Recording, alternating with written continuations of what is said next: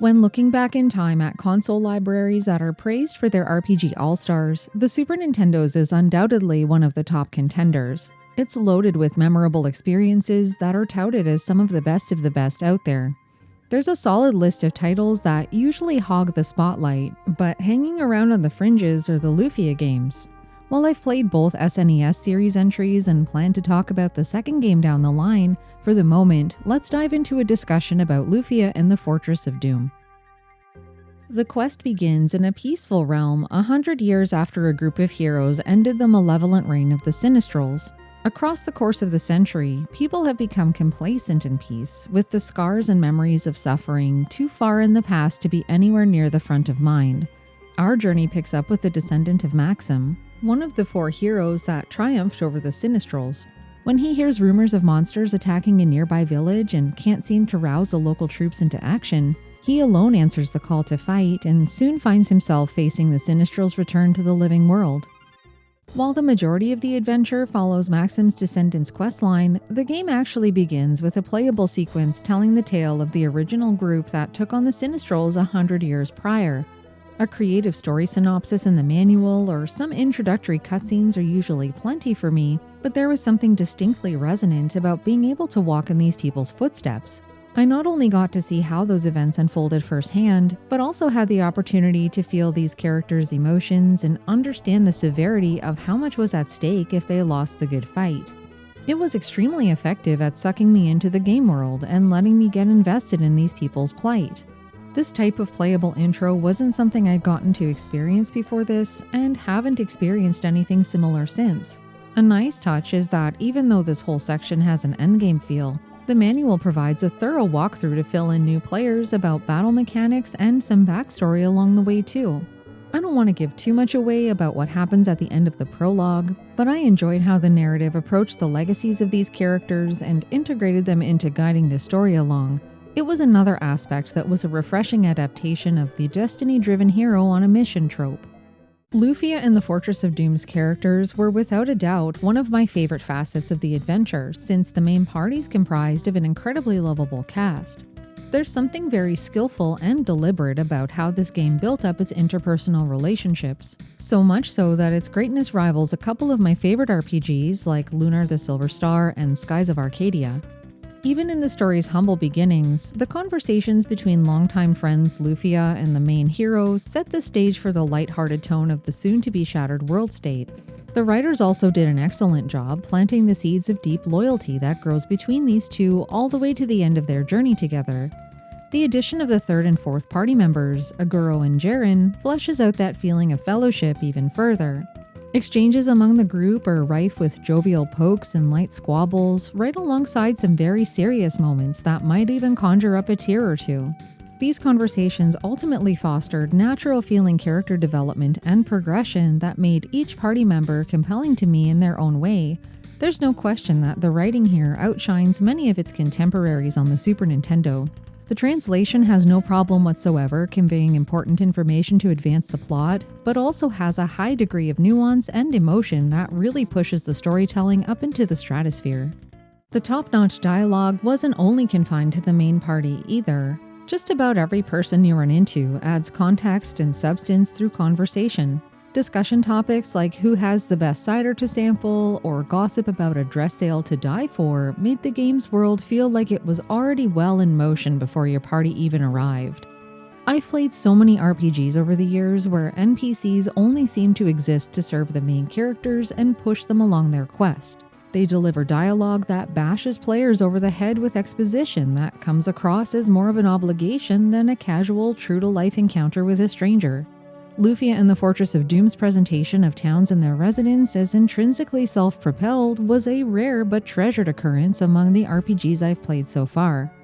While I obviously love an immersive world, the depth here was occasionally too excessive for my tastes. There were plenty of frustrating moments where I wanted to get straight down to business and move matters along, but instead had to sift through all of the superfluous information that was being thrown my way. It became too easy to lose my grasp on important plot-driving details since they were often drowned out by a flood of interesting but unimportant dialogue exchanges.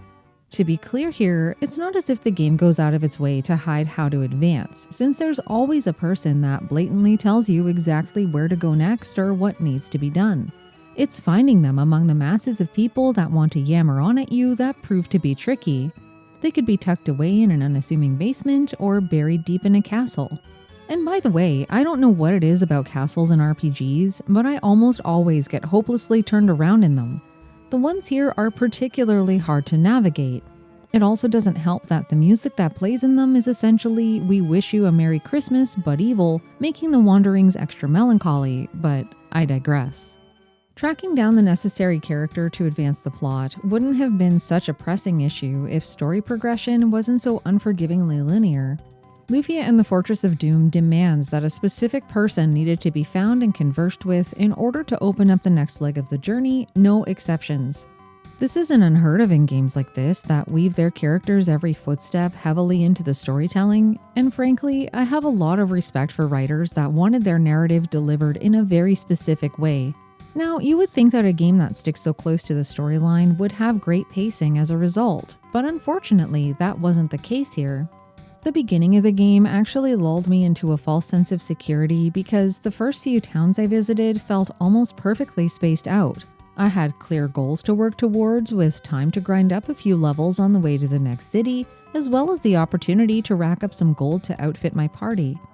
There were moments when I'd show up at a shop short on cash or needed to spend some time grinding an extra level or two to get through a rough boss encounter, but nothing felt out of the ordinary for a Super Nintendo title. Soon after this was a turning point where the game started to loosen its reins, causing the pacing to unravel almost completely.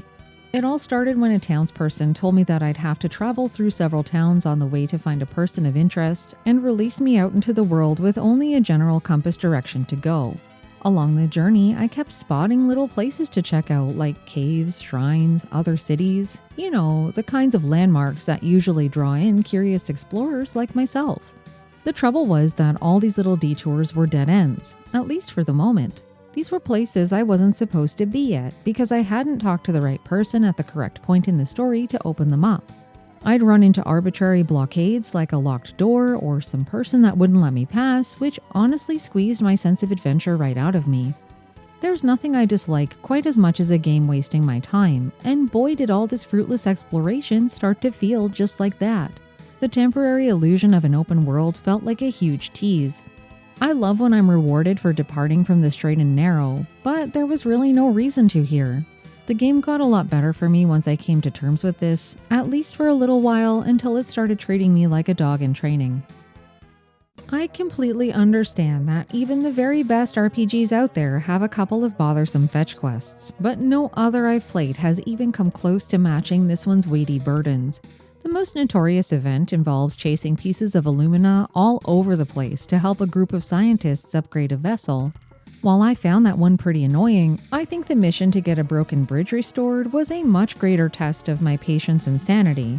The number of times you have to go from this bridge area to a town to speak to someone, and then back to the bridge area and back out again over and over was nothing short of obnoxious. It's busy work that adds absolutely nothing to the story or develops any of the characters, and the same can be said of many of the other trivial tasks that plague the back half of the game.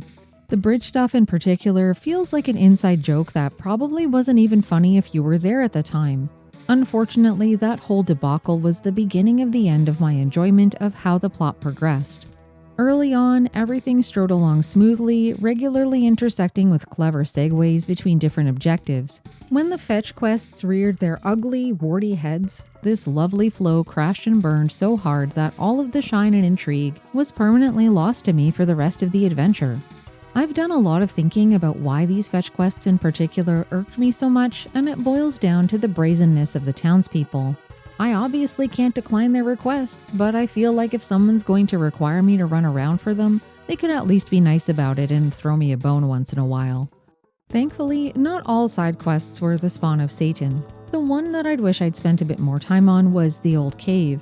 It's a big dungeon with lots of floors to explore for equipment and gold, as well as special items that you can trade for even more cash. It's meant to be revisited throughout the game as you get stronger, but I never went back to it after I finished up my first and only order of business there. I can't even begin to imagine the spoils that would have lightened up my need to grind for money, but I guess I'll have to satisfy my curiosity about all of that with a replay down the line. The graphics in Lufia and the Fortress of Doom are fantastic, to put it lightly. The overworld is nothing to write home about with the typical plains, forests, and hills, but the cities and towns are lovely. They're a far cry from other games that have copied and pasted houses and buildings with the exact same furniture set everywhere you go.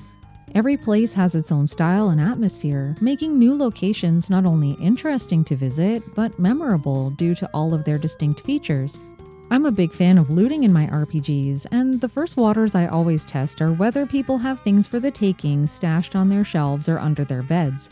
I was over the moon that Lufia and the Fortress of Doom cities are a metaphorical goldmine glimmering with thieving opportunities.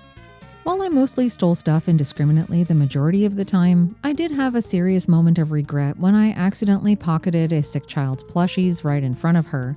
With no way to give them back, I let them take up space in my limited inventory as a self-enforced punishment for my misdeeds. I suppose where the game dropped the ball on rewarding overworld exploration, it made up for it tenfold by making every building a paradise of ill-gotten gains. Getting back to the visuals for a moment, the artists chose a more compact sprite style that was reminiscent of the NES era, rather than the lankier, more complex characters of other Super Nintendo games. As an enormous fan of the sprite work in adventures like Final Fantasy or Dragon Warrior, I adored that the main party members and non-playable characters looked like fancier, jazzed-up versions of that style.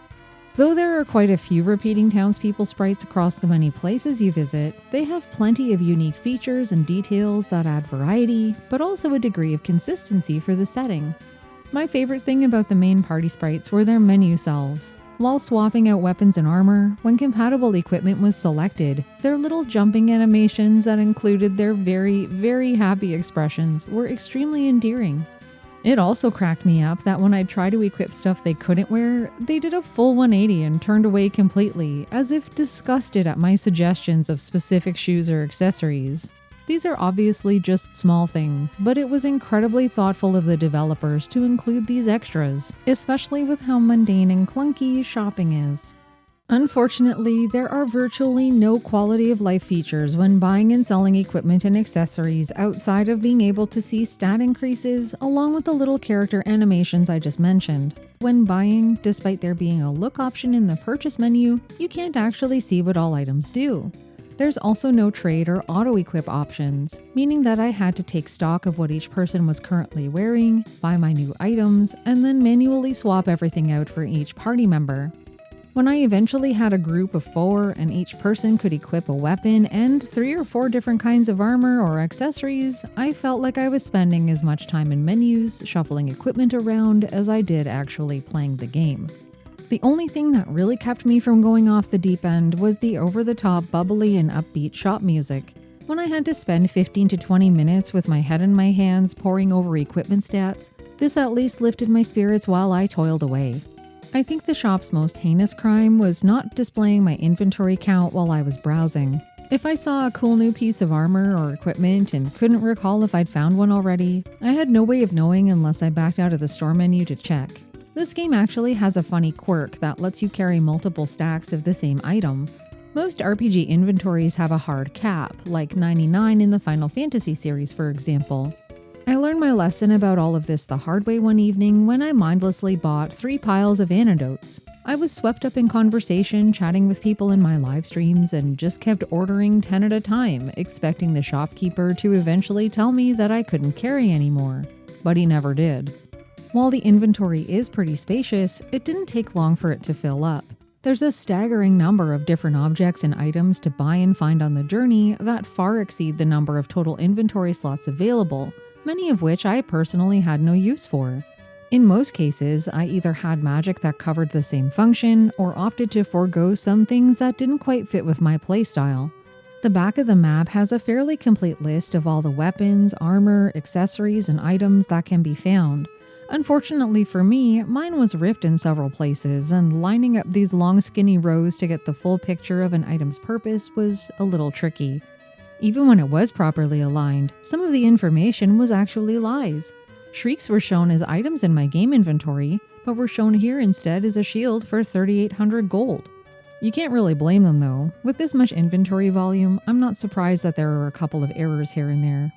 The enemy roster also kept in line with Lufia and the Fortress of Doom having variety in droves. While there was a fair amount of palette swapping, the number of different monster types that wanted to eliminate my little group was tremendous. Most of the monster stereotypes you can think of are likely here in some form. There's all kinds of plants, fungi and animals, undead monsters, mythical creatures like wisps and mimics. They're all here.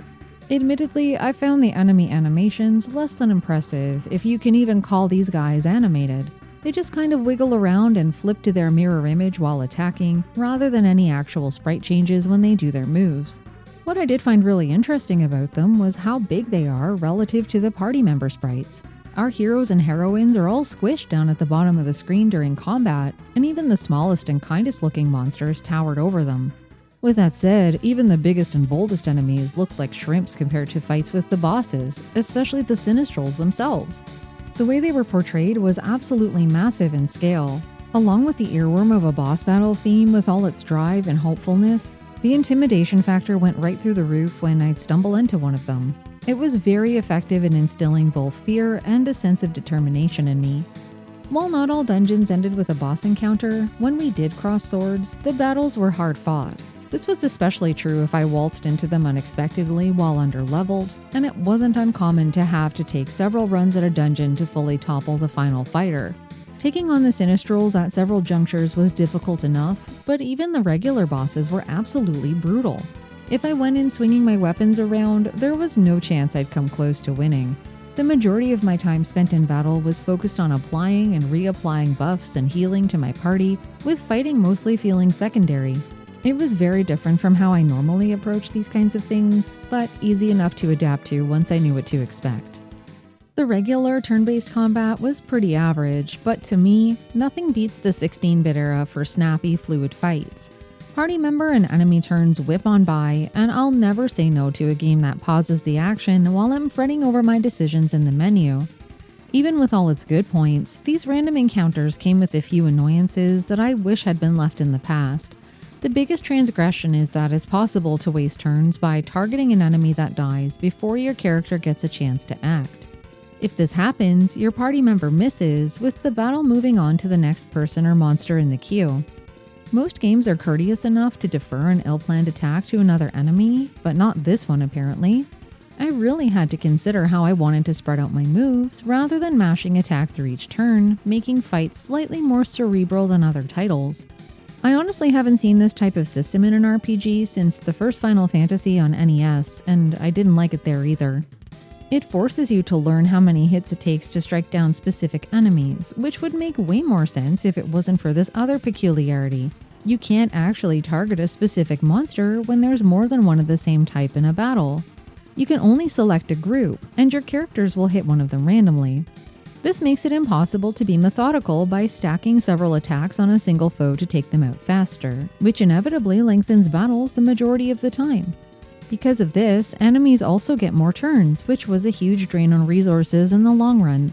I especially felt this crunch at the beginning of the game when I had less party member life bars to absorb most of this extra damage.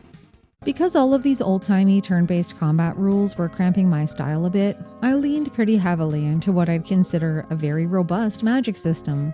Unlike some RPGs that provide a small MP pool with ludicrous spell costs, this one had lots of magic that was cheap to cast, which encouraged me to experiment more than I normally would. Lufia actually learns a couple of powerful area of effect spells early on, like Do and Bang, that almost always hit every enemy for a solid amount of damage. Buffs and debuffs also proved handy against regular monsters and bosses, but what really surprised me were how effective and cheap the consumable item versions of some of these spells were. I of course had to be picky about what I took along because of the inventory constraints I mentioned, but sacrificing a couple of extra slots was worth it for peace of mind. It takes a while for your party to gain a solid list of magic to wield, and even longer still to establish redundancy across multiple characters. Having items as a backup was essential when combat turned dire, or I wanted autonomy to do other things with my casters in the first turns of a boss battle. I loved this versatility, especially since there are a few scripted sequences that pull individual characters out of the group to fight solo. Items were a godsend in those situations. If there's one drawback to point at in the magic system here, it's that the nomenclature is tough to get a handle on.